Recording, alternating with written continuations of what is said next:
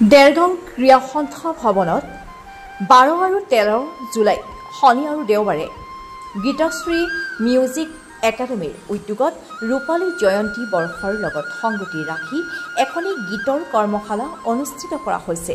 হয়, দেৰগাঁও ক্ৰীড়া সন্থা ভৱনত 12 আৰু 13 জুলাই শনি আৰু দেওবাৰে গীতাশ্ৰী মিউজিক একাডেমীৰ উদ্যোগত ৰূপালী জয়ন্তী বৰ্ষৰ লগতে সংগতি ৰাখি এখনি গীতৰ কৰ্মশালা অনুষ্ঠিত কৰা হৈছে। উক্ত কৰ্মশালাত সমল ব্যক্তি হিচাপে উপস্থিত আছে বিশিষ্ট সংগীত পৰিচালক ৰমেন চৌধুৰী আৰু হেমেন দাস।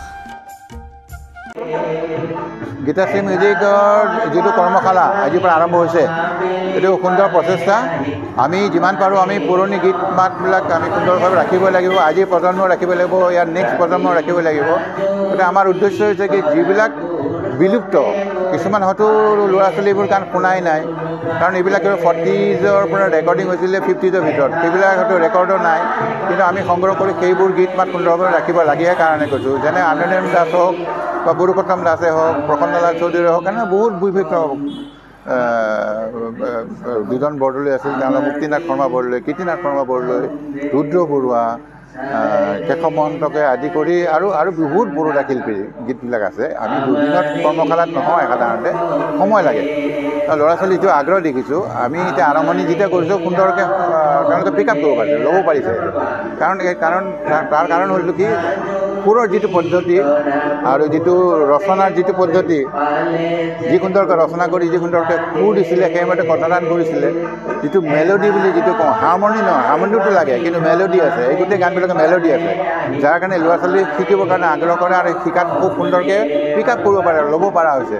আমি আশা কৰিছোঁ যে এওঁলোকে আৰু এনেকৈ বিশাল পদ্ধতিত এওঁলোকৰ পৰা আনে কোনোবা শিকিব, প্ৰজন্মকে প্ৰজন্ম গানবিলাক গাই থাকিব। আমাৰ এখন সুন্দৰ অসম হ'ব, বৰ অসম হ'ব। প্ৰথমতে মই আজি ইন'গ্ৰেশ্যনতে কৈছোঁ, আমি অসমৰ চিন্তা নহয়, বৰ অসম। আৰু বিভিন্ন জনগোষ্ঠীৰ গীত মাতবিলাক আছে, এইবোৰ গীত মাতো আমি শিকিব লাগিব। আমি ইজনে সিজনৰ কথাটো ভাৱ ভংগী বুজিব পাব লাগিব। গতিকে আমি সেইটো আশা ৰাখি আমি এই দুদিনত যিমানখিনিবোৰ ল'ৰা ছোৱালীকে আগ্ৰহ দেখিছোঁ, যিমান পাৰোঁ আমি তেওঁলোকক শিকাবৰ কাৰণে চেষ্টা কৰিছোঁ। গীতাশ্ৰী মিউজিক একাডেমী 2001 চনত প্ৰতিষ্ঠা হৈছিল আৰু এইবছৰ 25 বছৰ ৰূপালী জয়ন্তী বৰ্ষ।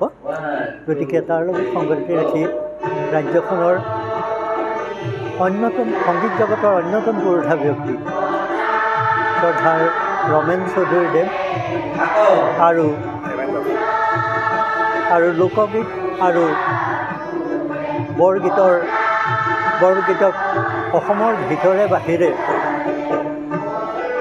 সফলভাৱে প্ৰচাৰ আৰু প্ৰসাৰৰ বাবে কাম কৰি অহা হেমেন দাসদেৱ, এই দুয়োজনক আমন্ত্ৰণ কৰি অনা হৈছে। আৰু ইয়াৰ আগতেও গীতাশ্ৰীয়ে ছাত্ৰ ছাত্ৰীসকলৰ উৎকৰ্ষৰ বাবে সংগীতৰ দিশত সকলো ফালে যাতে শুদ্ধ ৰূপত আগবাঢ়িব পাৰে, তাৰ বাবে অসমৰ আটাইতকৈ বচা শিল্পীসকলক ইয়ালৈ আমন্ত্ৰণ কৰে।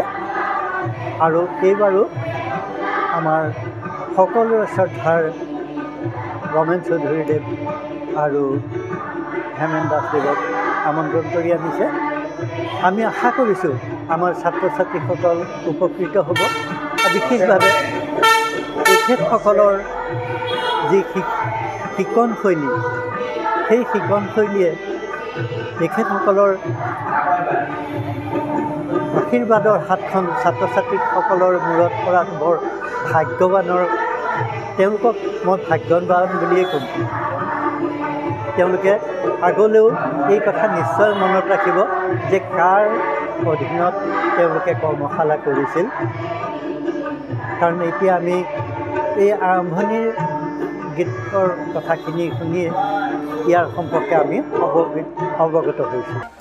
দেৰগাঁৱৰ পৰা নৱজ্যোতি ভৰালীৰ এক প্ৰতিবেদন, নিউজ নাও 24x7।